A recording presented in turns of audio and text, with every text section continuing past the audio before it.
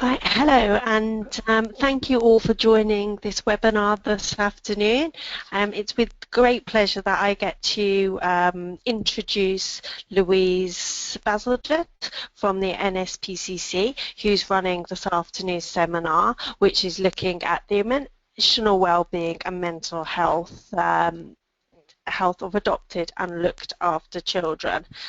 This seminar is part of the Children's Partnership, which is funded by the Department for Education, and Children's Partnership, this element of the Children's Partnership is looking at adoption, which is delivered by NCB and Barnardo's. The format for this afternoon's webinar is going to be a sort of 20-minute presentation from Louise, and then there will be time for quite a healthy discussion, question and answer and discussion session. We would really like to take questions from you, so there is an option down on the right-hand side of the panel for you to use to ask questions. This bit where you can send questions directly through to us, and then we should be able to work to answer them. So just before the presentation, I think it's also just useful to note that Louise has quite a long history on working on issues relating to children in care and of adopted children, and both Louise and myself, who's Lisa Davis working at Barnardo's, are part of the Alliance for Children in Care and Care Leavers, and the Alliance is working quite heavily on the issue of improving access to mental health for children in care and for care leavers, and developing a new child-led framework for measuring children's well-being, which Louise is supporting the development, or is working on the development of. So we are in really safe hands with Louise this afternoon, and without more introduction from me, I will pass over to Louise. Hello, thank you Lisa for that introduction. So I am a Development Manager at NSPCC, and I'm here today to talk about supporting good emotional well-being and mental health for adopted and looked after children. And on my first slide, I've just included some images of some of the resources that we've developed in the last few years at NSPCC. So the first image is a document called What Works in Preventing and Treating Poor Mental Health in Looked After Children, and that is work that was done by the Rees Centre for NSPCC, and it's published for free on our website, and that's a really useful document, which is a literature review looking at all of the evidence about how we can best promote good emotional wellbeing and mental health for children in care. So I highly recommend that. There's also a report that we published last year called Achieving Emotional Wellbeing for Looked After Children, and I'll be talking about some of the findings from that report in this webinar. And that's available for free on our website as well. And there's also a service called Face to Face, which looked at using solution-focused approaches with children and young people in care or on the edge of care, and the evaluation and resources related to that service are also available on the website. So I've included the URL there. It's www.nspcc.org.uk/wellbeing, and in the bottom left corner of this slide you can see that there's an image which is actually sort of from an animation, a film called, which is all about how we can best promote and support good mental health for children in care, so that's well worth a watch. So to start with, I just thought I would sort of define some of the terms that we might be using when we talk about wellbeing and mental health. So the National Institute for Health and Care Excellence, known as NICE, defines children's mental well-being as being made up of three elements. The first one is emotional well-being, which focuses on things like the child's happiness and self-esteem and confidence. The second element is psychological well-being, so that's around the child's their resilience, their self-confidence, their sense of autonomy, their ability to pay attention and concentrate, and their capacity to manage conflict and problem solve, all things that are important to psychological well-being. And then finally, a third element of mental well-being is social well-being, which is hugely important, as we know, to all of us, which is around our ability to have good relationships with other people and how we feel about those relationships. But on the converse side, we also have a definition here of mental disorder, so a sort of mental health definition of the absence of good well-being really would be where a child has a clinically significant behavioural or psychological syndrome or a pattern that's associated with distress for them or disability and impaired functioning. And this could be leading to a significantly increased risk of death, pain, disability, or loss of freedom. So the reason I've included that really is because when we talk about mental disorders later in this presentation, that's actually quite a significant threshold of seriousness, whereas a child has a condition that's really impacting on their quality of life. So that's really important to think about in relation to looked after and adopted children. So now I'm just going to, there's a slide here with lots of numbers on it which I'll explain to you. This is looking at rates of mental disorder among British children aged 5 to 15. And it's comparing, it's from a study that was published in 2007, and it's comparing non-disadvantaged children, disadvantaged children, which was a definition based on income, and then looked after children and their rates of mental disorder. And the categories of mental disorder we're looking at, which are on the left-hand column, includes any type of mental disorder, anxiety disorders, which might include post-traumatic stress disorder, depression, behavioural disorders, ADHD, and a variety of other types of disorder. And so what we can see here in this slide is that looked after children have a much greater risk of having mental health problems which are serious enough to rate as a clinical disorder than children in non-disadvantaged or disadvantaged households. So where, in fact, in the general population, if we collapse the categories of non-disadvantaged and disadvantaged, it would be about 10% overall of children would have a clinical disorder. When we look at looked after children, it's nearly half of looked after children, it's 46%. So we can see that looked after children, that's children who might be in foster care or in residential care who are looked after by the state, and they have a much greater risk of having a mental health disorder.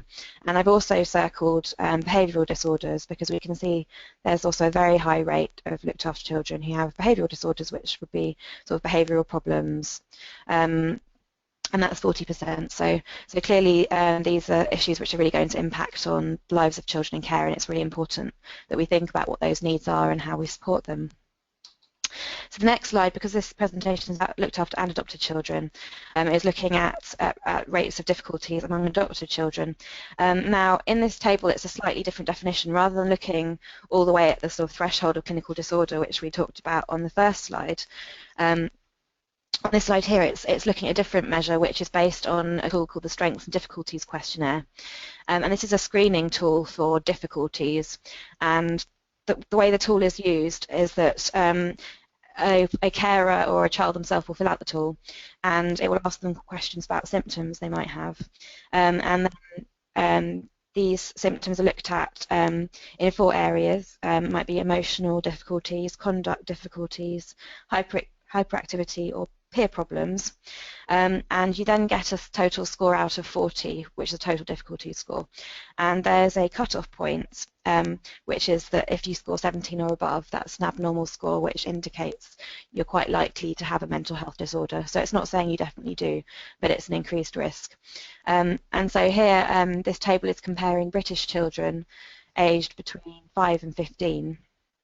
And then it's from a study which then looked at children whose adoption was going well, children who were still in their adoptive placement but there were challenges, and then adopted children who have now left home. And we can see it's quite small numbers that took part. It's about sort of 30 children in each group. But what this study found was that compared to about 10% of British children having total difficulty score that indicate a risk of disorder, where the adoption is going well, it was about 23% of children who had that level of difficulties. And then among children where there were challenges, it was actually 82% of that group who had difficulties indicating they might have a disorder. And then with adopted children who've left home, it was almost the whole group who had that significant level of difficulties. So what this is really telling us is that adopted children are, particularly likely compared with children in the general population to have difficulties which indicate that they have a significant mental health need and might require additional support. And also it indicates obviously that those children with high levels of difficulties are at greater risk of their adoptive placement breaking down. So, there's two bullet points underneath the table. This is another study which actually looked at the threshold for clinical disorder, for those who definitely do have a mental health disorder. And this study found that overall 65% of adopted children met that threshold, so that's slightly more than what we saw on the previous slide for looked after children. So yeah, if we compare that with looked after children as a whole, that's 46% compared with about 60%. So we can see both looked after children and adopted children are both high-risk groups. And I will circulate these slides to you afterwards, those of you who are interested, so you can sort of look at that in a bit more detail. So the big question then is, so why would children in care and adopted children be more likely to have difficulties than children in the general population? And that's quite a complicated question. But there are a number of things that we can look at. So firstly, we know that our genetics and our genes actually have a contribution to our behaviour. And in fact, children can inherit greater risk of mental health difficulties from their parents. So that might be depression, anxiety, psychosis, or drug and alcohol problems. We know that there's an element of heritability to all of these conditions. So for example, a child might be more likely to be in care if their parent had a mental health difficulty which they may have inherited themselves. Now also there's very importantly an interaction between children's genes and their environment, and we know that an environment of maltreatment where children have been abused or neglected can really enhance children's risk of experiencing mental health difficulties. So whereas only about 6% of children in the UK are known to have experienced severe maltreatment when they're aged under 11, and perhaps almost 20% of children aged 11 to 17. When we look at looked after children, it's the majority of them who first entered care due to abuse and neglect. So we know that children in care are much more likely to experience abuse or neglect than children in the general population. And so that enhances their risk of experiencing mental health difficulties. And as those children are adopted from care, there is an enhanced risk for them as well. And some of the mechanisms by which children who experience maltreatment are going to experience problems with sort of emotional and behavioural difficulties, and one of these is their physiology. So we know that stress levels for children who've experienced maltreatment can be either chronically elevated or alternatively chronically suppressed. And this might mean, for example, if they have chronically elevated stress levels, they might appear very anxious and fearful and react very quickly to stressful situations. Or alternatively, having a suppressed stress system is known to be associated with aggression and antisocial behaviour, where children might be sort of seeking extra stimulation. So that's one way in which maltreatment can shape that child's development in early childhood and affect how their later behaviour might be experienced. And then also brain development, we know, is shaped by early experience, and where a child is in a situation of maltreatment, their brain will need to adapt to that adverse environment. So for example, in a neglectful situation, a child might sort of compensate by being sort of extra sociable with anybody who comes in their path, who can provide them with that nurture, or if in an aggressive household, a child might be very withdrawn to avoid potential for abuse. And so when they have developed these behaviours which are appropriate to their environment when they're being maltreated, that behaviour can then appear maladaptive or inappropriate when a child's environment changes to a safe situation. So that can then lead to their behaviour being picked up as potentially a problem, or their sort of emotional needs might then be identified. So we've sort of looked at some of the explanations for why children in care and adopted children might have particular risk of mental health difficulties. But when we think about what this means in practice, I've taken some quotations from a study by Julie Selwyn and colleagues on adoption. I think this is a really useful study because it's very detailed and it looks at the experiences of adopted children and their carers. The first example here is really of a child who might be quite withdrawn and resist intimacy. So the quotation from the adoptive parent was, "She was always very much at arm's length. We didn't feel close to her. She wouldn't let us. It wasn't for want of trying. We did lots of attachment parenting things and she wasn't engaging in them at all." So that's one type of behaviour that might cause concern and be challenging for adoptive parents. The second example is a child who is a bit indiscriminately friendly and potentially putting herself at risk. So the parent said, "We were going to mother and toddler groups and she would disappear off and go to other mums and ask to be taken to the toilet by anybody. She was overly affectionate with men, any man, and she tried to kiss the postman." So that's another example of what might seem inappropriate behaviour. A third example is of a child who's aggressive and violent. So the parent said he was insecure and angry all the time. He attacked me a lot. He broke things around the house and damaged things. He did odd things, like he tried to set the house on fire a few times. And then finally, a description of a child with very low self-worth and self-harming behaviour. So the adoptive parent said he would sit there banging himself in the head and banging his head against the wall. "I hate myself, I'm rubbish, I want to die." And I thought, I've never heard a 4-year-old talking about wanting to die. So these are all examples of children who might be experiencing a variety of difficulties with their social, emotional well-being, behavioural difficulties, and in fact some of the challenges that poses for adoptive parents in thinking about how to meet those needs and how to keep the child and themselves safe, which can cause lots of difficulties. So thinking about moving on to what the impact of children's poor mental health might be in the context of adoption and fostering. So this slide really looks at some of the range of impacts on both the child and carers. So firstly, carer stress. Studies have shown that carers can become really overwhelmed and exhausted by the needs of their foster children because, as we've seen in the previous quotes, the child might be sort of aggressive and violent or have very challenging behaviour, and that can be very hard for adoptive or foster parents to manage. This can mean in some cases that the placement actually disrupts where the carer may feel that they're unable to meet that child's needs and they're not able to continue with that foster placement. So there's studies showing that children who have higher scores in the Strengths and Difficulties questionnaire, meaning higher levels of difficulty, those children went on to have a more unstable experience of care. So these difficulties are associated with having placement breakdowns and a number of different placements. Another study found that when children were moving placements, about a fifth of those placement moves were made at the request of the carer. So again, that could be related to struggling to meet levels of needs of the child. And we know that last year, nearly 1,400 children leaving care had experienced 10 or more placements, which clearly is a very high level of placement instability. So clearly this is a sort of big problem that really needs to be addressed so that those children can have a much better experience of stability and caring parents in a stable situation.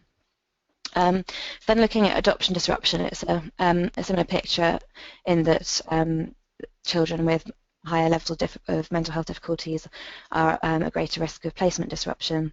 So some research by Selwyn and colleagues found it was only about 3% of adoptive placements that disrupted after the order was made. But there are a number of factors involved here, and children who enter care at an older age or have more placements prior to their adoption are at greater risk of that placement going on to break down and the child perhaps returning to care. And when this study looked at which placements had disrupted, they found that 97% of those children had SDQ scores in the clinical range. They also found, interestingly, that most disruptions had happened 5 or more years after the adoption order was made, and 61% 75% of those were by the time the child was aged between 11 and 16. So it's not necessarily happening immediately after the child is adopted. It might be a number of years later where a child's needs may have sort of escalated, and carers may just feel that they can't really continue with that adoptive placement. So clearly there's a huge issue here around supporting adoptive parents to meet the needs of their adopted children, and the same with foster children. And then finally, there's also recent research from last year which found that poor results at Key Stage 4 and at GCSE for looked after children are predicted by having a higher score on Strengths and Difficulties questionnaire. So again, children with mental health difficulties are more likely to have poor educational outcomes. So clearly it's a really big issue to really focus on in terms of supporting them. So when we think about the sort of issue around supporting foster and adoptive families, it's really important to recognise that if we're trying to meet the emotional mental health needs of children in care, one of the most effective ways we can do that really is by supporting their caregivers, because for any child their immediate family environment is the most important thing to their mental health and well-being. So a study by Taryn Sweeney described carers as the primary therapeutic agent for children in care, and I think that's really important because it's not always about accessing a mental health service. Actually, your carer might be the most important therapeutic agent in supporting you. Next, studies have found that lack of professional support can be a risk factor for placement breakdown, where foster carers who are experiencing children with really challenging needs can often feel a sense of isolation and helplessness.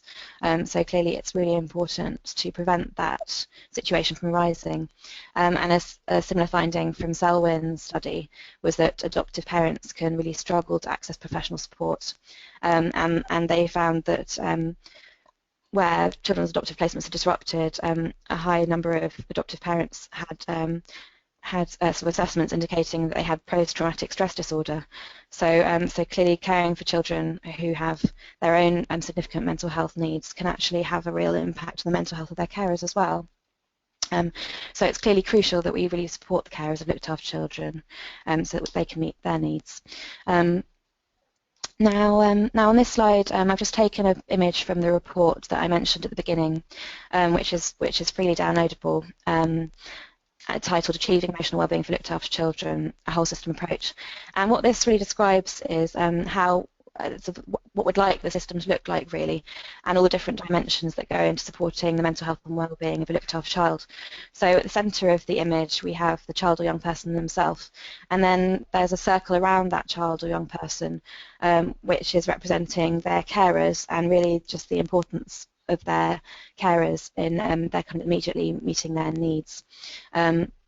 And then some of the boxes around that describe the need for the child or young person to have personal relationships supported. So they need love from their carers. A looked after child might continue to have their relationship with birth family members supported, which might be very important to them. The importance of identity and life story work to help them to have a clear sense of who they are and their identity.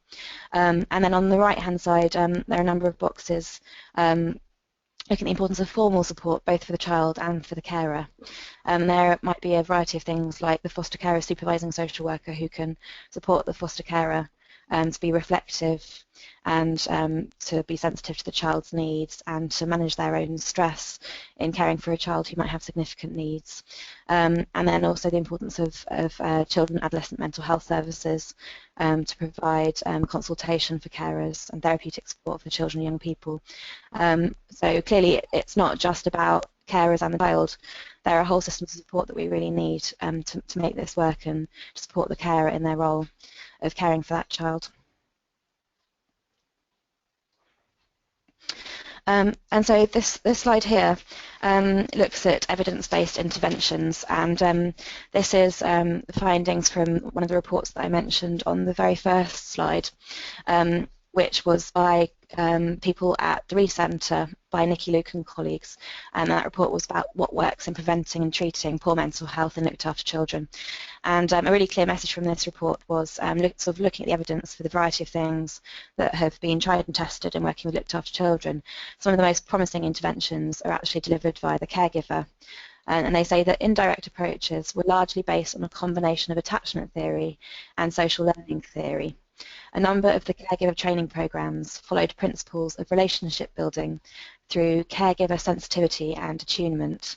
So some of the best evidenced interventions are really about how we support carers to build strong relationships with the children they care for, to be sensitive and attuned to their needs, and also to manage their own sort of emotions in caring for those children. But they also say it's not enough just to deliver any kind of training or support groups for foster carers. It's really important that we use effective evidence-based ones.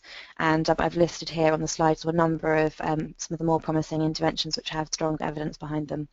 One of them is for younger children, which is called attachment and biobehavioural catch-up. There's one called Fostering or Nurturing Attachments that was developed by Kim Golding. There's a program called Fostering Changes, and there are a number of them that have been developed to support foster carers. And while these have mainly been developed for foster carers, it's likely that similar approaches would be helpful for adoptive parents, as studies have shown that adopted children are likely to have very similar needs to children in long-term foster care, as they're likely to have experienced sort of similar forms of maltreatment, and they're also going to sort of have needs based on need for secure attachment and sensitivity from their caregivers. So to sort of round up, I've just picked out some key messages here to sort of reinforce some of the points that we've covered. One really important point is actually the negative impact of early abuse experiences does not simply disappear with adoption. As we've seen, looked after children and adopted children can have challenges a long time after their placement has been established, and some adoptive placements disrupt 5 or 6 years after the child has been placed. So clearly it's not an issue that just goes away, and both carers and adopted children and foster children really need ongoing support to help keep those relationships strong and to keep those placements stable. We've seen that a high proportion of looked after adopted children have emotional, social and behavioural difficulties, which it's really important they're supported with. And we've seen that caring for children with high needs can be very challenging, stressful and exhausting, as well as being very rewarding. So it's hugely important that carers are supported with managing those challenges and stress that can result from that caring role. Foster carers and adopted parents need supportive professional networks to support them in their parenting task and to help prevent burnout and placement disruption, because clearly the worst thing for a child who is experiencing challenges is to have a series of breakdowns and different carers when what they really need is stability and a strong relationship. And training programs for carers have a really important role to help them increase their reflectiveness and their sensitivity and their attunement to the child, and to reduce their stress. And research has shown this is a very promising way of improving children's mental health outcomes via supporting their carers. And we've also seen that it's important to address barriers to accessing specialist therapeutic services such as CAMS. And one mechanism for accessing these services for adopted children is via the Adoption Support Fund. And so my final slide is just from the website of the Adoption Support Fund, from Adoption UK, which really describes the process of how you can go about accessing the Adoption Support Fund, which I thought was important to highlight. So thank you, that's my presentation. Okay, thank you very much, Louise. That was very, very interesting, and I'm sure will stimulate quite a number. Thank you, Louise. That was really, really interesting, and I'm sure will stimulate a number of questions. I'm just going to take a short pause for a moment to see the to give you all a chance to send through your questions. Please do have a think of anything that you would like to discuss further with Louise. Now is your opportunity to do so. But as we just gather, we'll just take a moment to gather the questions.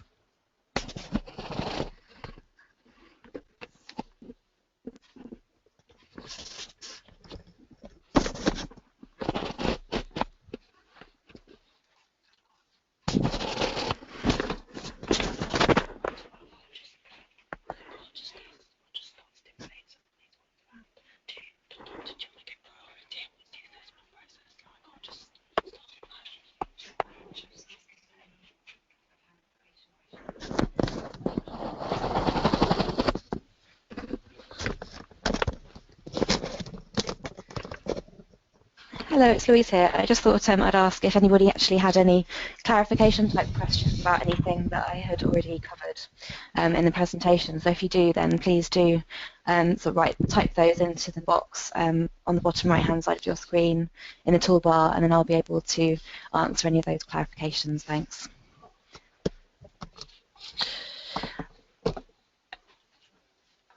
Okay.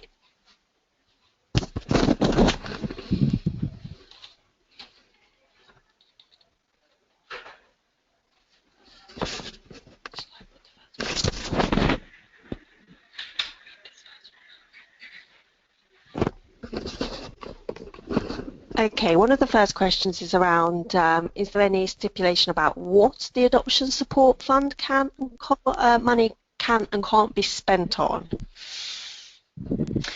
So as I understand it, the process for accessing Adoption Support Fund is that first the local authority does an assessment of the adoption support needs of the adoptive family, and they then decide if therapeutic support is needed and the type required, and whether it's eligible for payments from the fund. And if they think there is a sort of identifiable need, so that they can that requires support, then the adopter and the local authority then look together at what's available, and the local authority will apply to the Adoption Support Fund on behalf of the adoptive parent, and the fund then provides the money to the local authority to pay for the support. So I think the way that it works is that it will be based on what the identified need is for the adoptive parent, and then looking at what's available locally to meet that need. And so if there are local services that are suitable, then they should be able to use the adoption fund money to pay for those local services.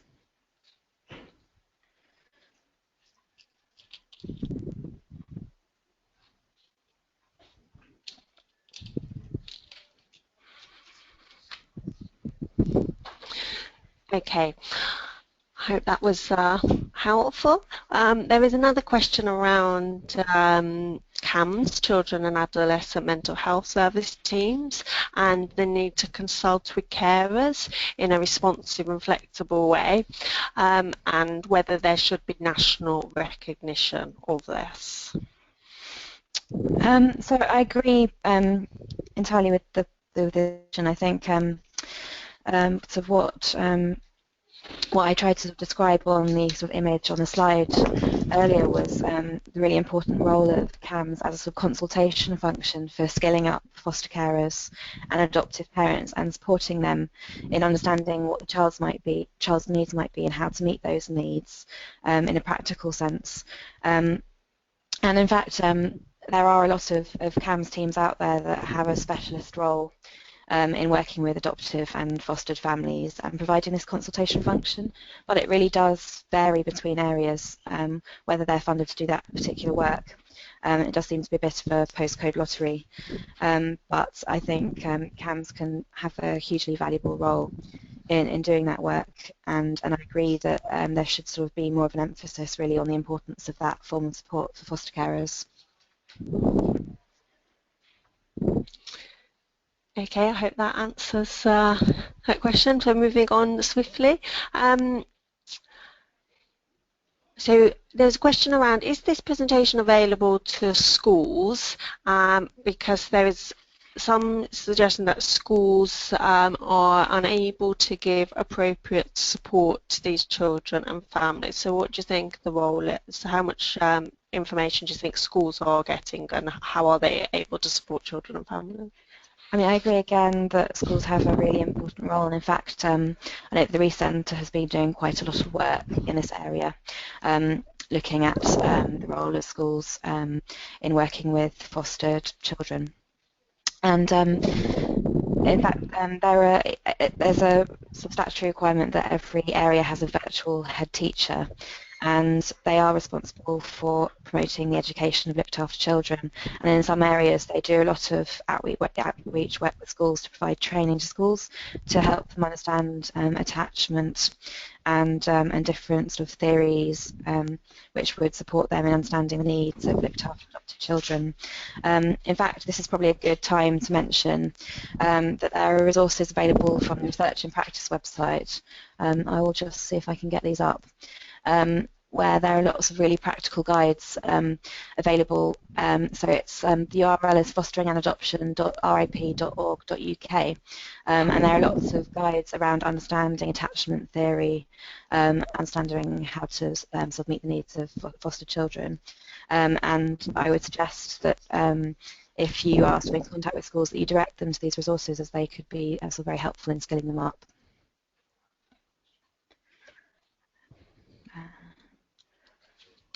Okay, there's a really interesting question around special guardianship orders, and if there is any similar support available for people who are caring for a child on an SGO, special guardianship order, or if that is down to each individual local authority.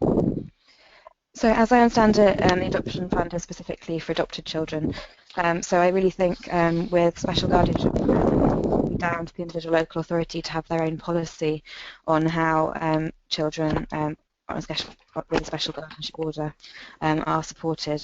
So I would suggest the first port of call really would be the sort of the fostering and adoption service for that local authority to find out what support is available for children with special guardianship orders. And sometimes part of the process for taking out an SGO is to agree what kind of support will be available after that point. So for people considering it, that would be something they really want to bear in mind, and what kind of services will they be able to access after that. But I think it probably does vary quite a bit by local authority, so it would be about finding out what's available in the local area for that child.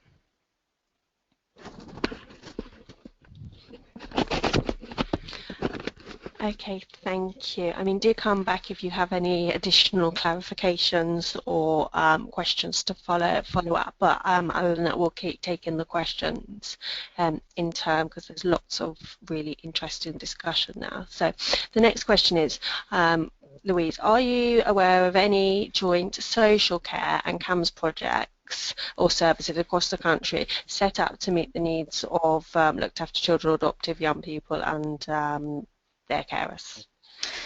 So for that question, I would direct you to the report that was on the first page of my presentation, called Achieving Emotional Wellbeing for Looked After Children, and in the I think it's the fourth chapter of that report, there are a number of case studies of different services that do work in this way, with a really good sort of joined up relationship between children's mental health services and children's social care. And some of the sort of examples that I can think of are sort of the model of working they have in Cambridgeshire, where they have embedded children's mental health workers within their fostering social work teams, so that they're available to provide consultation to foster carers and social workers, which is a really interesting model. Another example is in Oxfordshire, the Oxfordshire Attached Project, where they have specific services for foster carers and looked after children, where they provide some of these support services, such as nurturing attachments, which is around supporting foster carers to meet the emotional needs of their children. And another example I can think of is actually in Leeds. They have a therapeutic social work team which provides a lot of support for foster carers and looked after children. So there are some examples of really good practice out there, but it's really a case of sort of finding out what's in the local area. Brilliant. So next question. Any social workers and foster carers follow a behavioural model of parenting? How can the therapeutic model of parenting children with emotional and mental health difficulties become part of that training, if it's not already? And I think that's a really interesting question. It's something we're thinking about quite a lot at NSPCC. That with looked after children, often it's their behaviours that will really cause the most concern, and so there can be a lot of focus on looked after children's behaviours as opposed to their actual emotional needs. Whereas a really sort of therapeutic model of parenting really means trying to think about the child's experience and which emotions driving their behaviours. And that's a really important thing that we think really should be embedded in foster carers training and in the way that they're supported, and the same actually for social workers. So some of the examples that I had on my slides are actually of programs that really look at these emotional needs of children. One example would be, I've got it here, the sort of nurturing attachments and fostering attachments model. Just getting to the slide, which was developed by Kim Golding and sort of uses principles developed by Dan Hughes around PACE, which stands for playfulness, acceptance, curiosity and empathy. And so there are sort of these models out there, but it's really a case of encouraging local authorities to commission them so that the foster carers can get these insights into a more therapeutic way of caring. And that's obviously something that children's mental health services can help with as well, if they offer consultation by helping carers to reflect on the sort of emotional experience of the child and how to be sensitive to the emotional needs rather than just children's behaviours. Okay, Louise, have you or do you know about any one who's looked into the emotional and psychological well-being of looked after children who are in well, the question is around children's homes, but I suppose in residential childcare settings? Well, what I know from previous research, there was a study of the mental health needs of looked after children by sort of Meltzer and colleagues, which was carried out in sort of 2003 in England, and that was really a survey of the clinical needs of looked after children. It looked at different groups of looked after children, and one of those groups was children in residential care. And what that study showed was that actually a very high rate of children in residential care have mental health disorder. So compared with about half of all looked after children, it's more like about 70 to 75% of children in residential care who have clinical disorders. So this is likely to be because children with more challenging emotional and behavioural needs might be more challenging to look after in the context of foster care, for example. And so some children will being placed in a children's home after multiple placement breakdowns, which we also know can have a very negative impact on children's mental health. So, so a child might be more likely to have mental health problems in residential care because their needs are seen as sort of too challenging to manage within foster care, and it might also be because they've had a sort of history of breakdowns which has made their mental health needs more serious, really. So, so clearly, the mental health of children in children's homes is really important, and I would sort of argue really that every children's home should be run on a therapeutic model because vast majority of children in children's homes are going to need some kind of therapeutic input, and it's really important that those children have access to mental health services and that there is good consultation for their residential workers to help them provide the therapeutic parenting that that those children are going to need.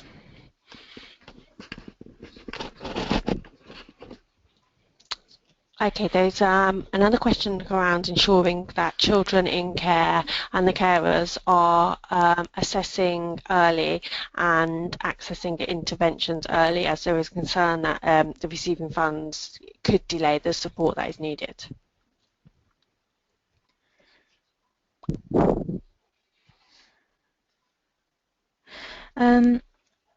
I mean, I'm not sort of an expert in the process of accessing the adoption fund, but I would imagine that the most important thing really was that children who are going to be adopted and also foster children have their mental health needs assessed as early as possible.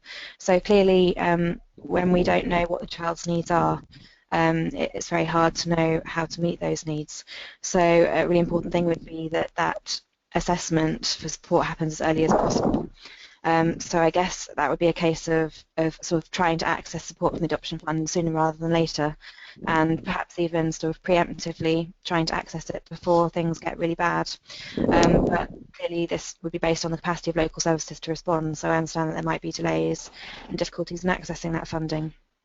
So it may be a case of being persistent, but clearly it is very important that those assessments take place, so that so adopted children and their adoptive parents have their needs supported. I'm just looking at the second part of that question. I mean, I think I would recommend visiting the Adoption UK website, which has quite a lot of information about the Adoption Support Fund, and seeing what you can find out there really about the sort of the detail of how to access that fund.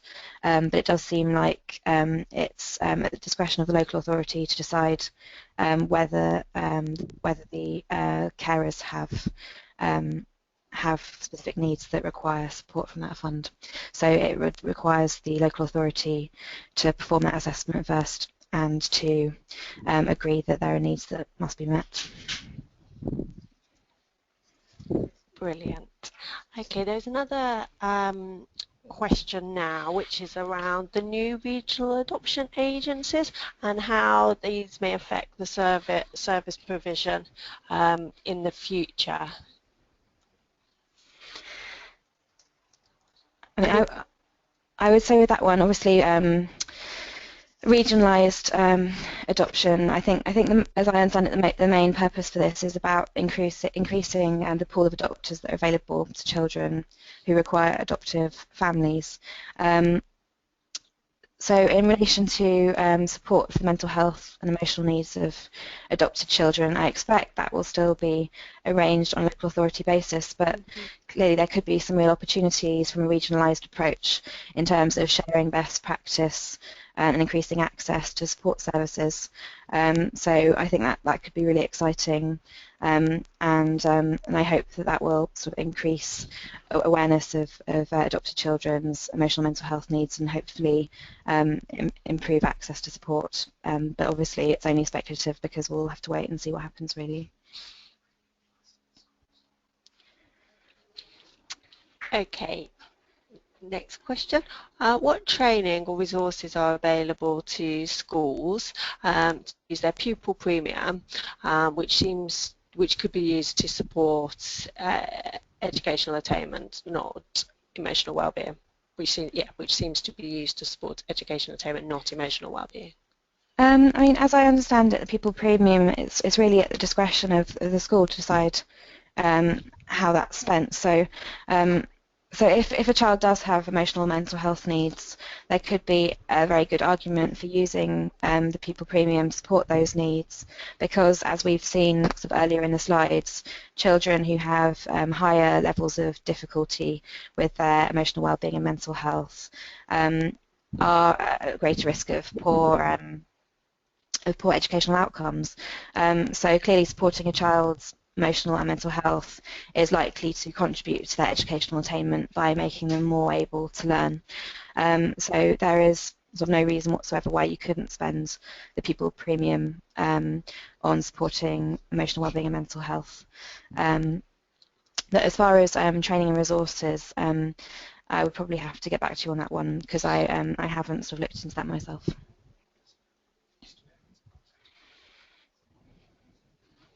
Okay, we'll take that one away and have a look, see if there is any training and resources, and we can send them by email if we're able to find the link.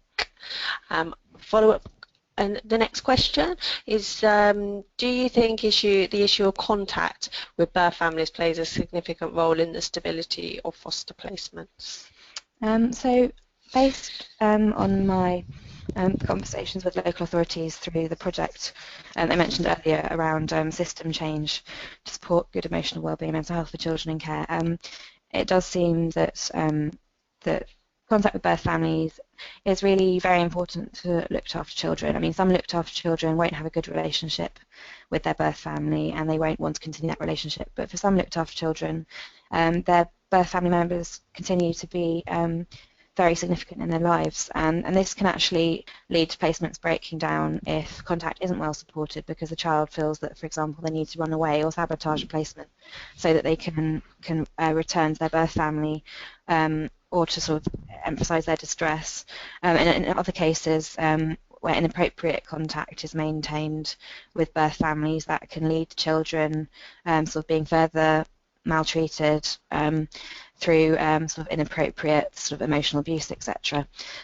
So yes, contact does have a really important role in stability foster placements, and it's really important that that continues to be sort of assessed and considered at every stage, really, so that where children really benefit from contact, that is well supported. But also, if it's not appropriate and suitable for that child, then that contact should be reduced or ended, and that's very much about that child's social worker keeping an overview of the situation, and really understanding that child's needs in relation to contact. And in some cases, it might be appropriate to involve children's mental health services in an assessment to really understand the dynamic of those relationships. But yes, absolutely, contact with birth families is really important, and it always needs to be considered as a best interest decision about what form of contact is appropriate for that child. Okay. Next question is around, given the fact that carers are the main therapeutic tool available to the child, should more emphasis be placed on matching child and a carer based on attachment styles?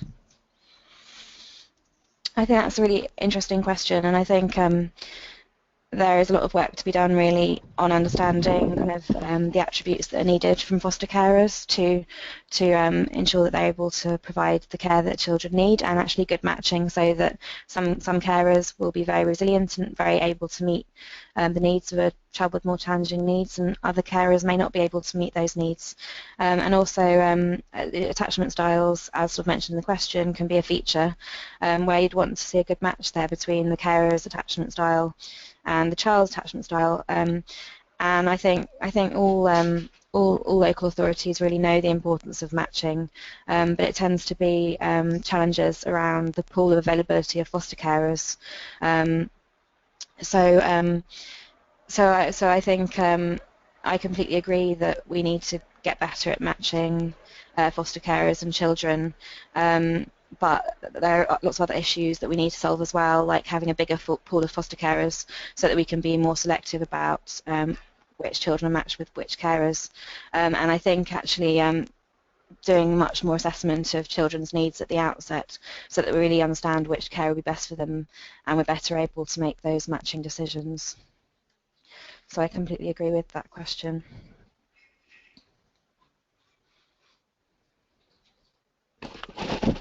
Okay. Are there specific needs and mechanisms in supporting older children through the transitions from children's services to leaving care to adults and adult services, particularly in an educational setting? I think with this question, children who are leaving care have a right to a personal advisor and to pathway planning to help prepare them for that process of leaving care. And so that process should really involve planning towards what that child's needs are going to be in the transition to living independently, which should include their emotional needs as well as practical needs. I mean, when it says in an education setting, part of pathway planning should be about that child's sort of educational prospects and their sort of employment opportunities. I mean, as I'm aware, I don't know if there's anything specifically available from sort of the education system. I think it would probably be dependent on the local area and if there's anything that the virtual school offers. But yes, every care leaver should have a personal advisor at least up until the age of 21, and they are responsible for pathway planning. So that would be the primary person who should be there to support that child and to help them plan through that process.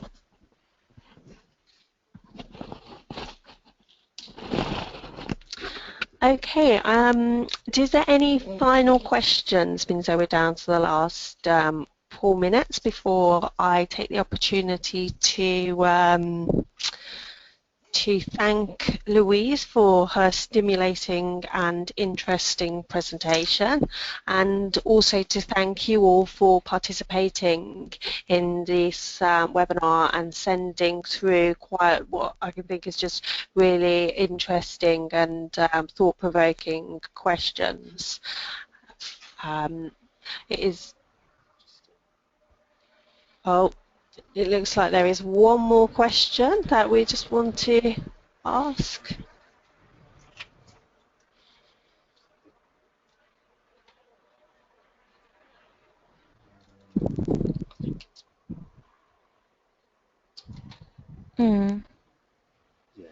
Right, so I think this will prove pretty much the last question, which is there any evidence in support of working in advance of the placement starting with prospective foster carers or adoptive parents? This might include work on developing attachments and also allow for some assessment of possible difficulties relating to parenting styles.